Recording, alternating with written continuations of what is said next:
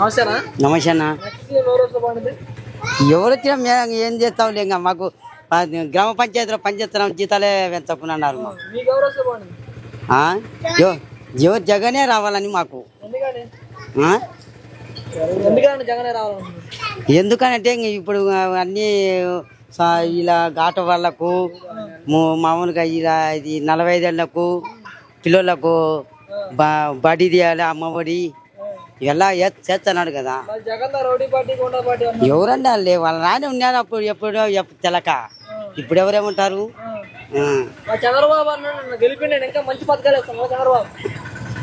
పథకాలు పెట్టాను, ఇంకా ఎన్ని పెట్టారు పథకాలు? ఇంకా ఇప్పుడు పెట్టిన పథకాలే ఇంకా సరిపోతాయి మాకు. పవన్ కళ్యాణ్ అన్నాడు వైసీపీ గొడ్డలెత్తి కొడతా.